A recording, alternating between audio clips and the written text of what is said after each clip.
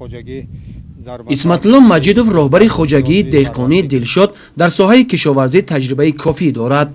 این خوجگی را سال 1996 تشکیل نموده است. امروز در زمین‌ها تمام محصولات کشاورزی را کشت نموده در امنیت عضوقواری کشور سهم می‌گذارد. دهقانان اینجا بعد از جمع‌آوری کشت تکراری و پخته کشت زراعت‌های به این موسم موافق را خوب براه ماندند. تمام سال کوشش می‌کنیم که پروگرام عضوقواری را اجرا کنیم. از آن جمله من حال حاضر در خوجگی در مساحت 3 هکتار پیازی بر وقتی کشت کرده شد.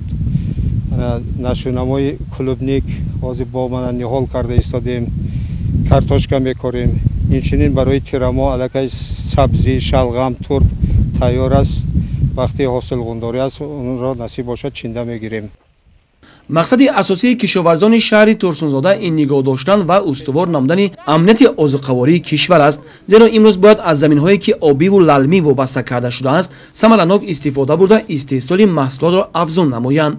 از روی معلومات امسال در خوجگی‌های دهقانی تابع جماعت دهات قره‌طاق نشانات‌های ساحه کشاورزی از جمله پخته، گندم، کارتوشکا، سبزی و پیاز و دیگر زراعت‌ها بلند و امیدبخش گردیده است و آنها توانستند سری وقت بازارهای کشور را با سبزیجات تر و تازه تامین نمایند.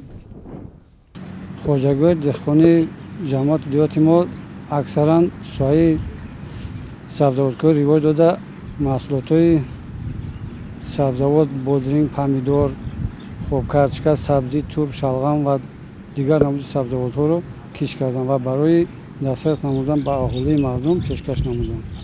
موافق به معلومات راهبر خوجگی دهقانی دلشاد، اسمتالله مجیدوف نشاندادهای ساحه کشاورزی امسال در خوجگیش خوب گرده است. دهقانان اجارهکاران اقدام حکومت مملکت را در سمت تقسیم زمین به دهقانان عادلانه و سریوقتی حسابیده فراوانی ارزانی نرخ محصولات را نیز نتیجه این اقدام می‌دانند.